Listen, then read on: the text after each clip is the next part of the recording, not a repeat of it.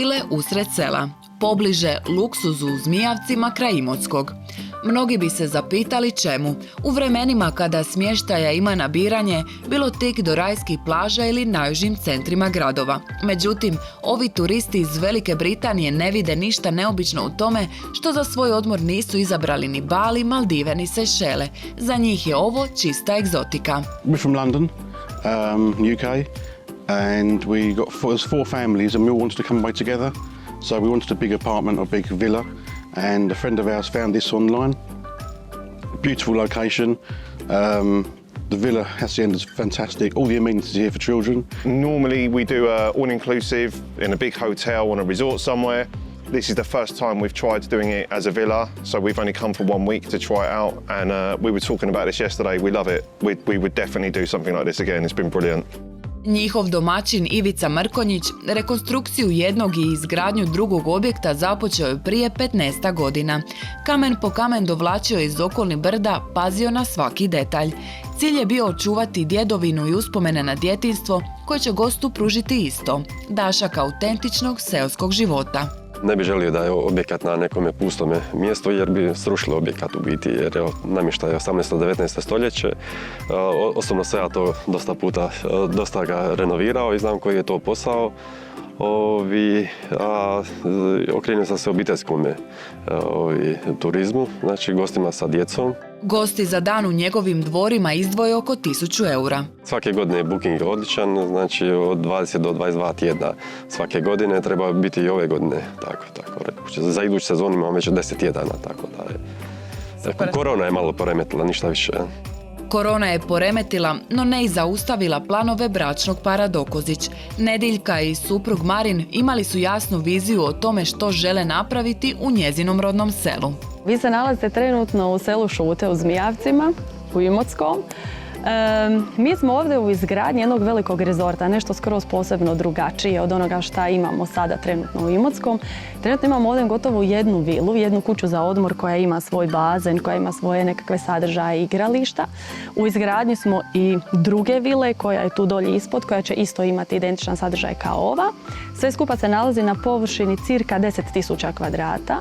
U budućnosti, znači kroz nekih godinu, ajmo reći 2, bi trebali ovdje biti još sportski tereni, jedan proizvodni pogon i restoran.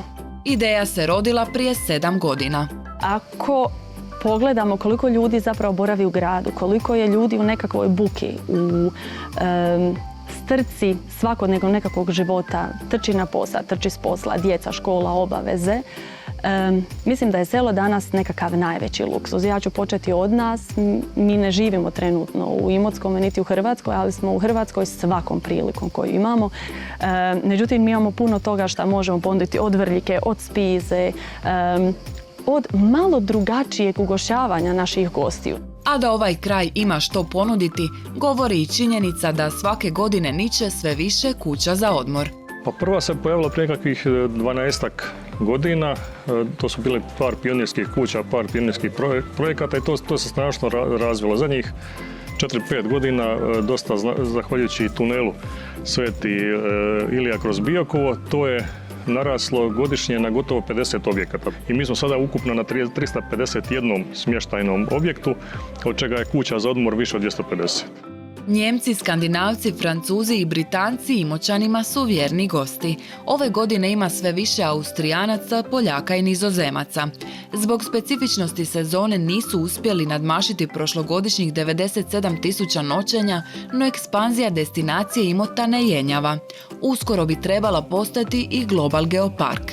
Dobiti UNESCO brand na dijelu područja Imotske krajine bi bio fantastičan uspjeh. To je nešto što traje 3-4 godine, mi smo tek na pola puta, ali za sada nismo niti jedan korak preskočili, niti jedan korak ispustili. To ide u tom smjeru. Razvoj biciklizma također lagano se događa. Imamo projekt prvu hodočasničku stazu Imotske krajine. Dakle, mi ćemo uglavnom raditi nekakve projekte javne infrastrukture, turističke, koja je vezana za selektivne oblike turizma. Čini se da se ovaj kraj uistinu razvija u smjeru svojevrsnog fenomena na turističkoj karti Hrvatske i perspektivnog utočišta za brojne turiste.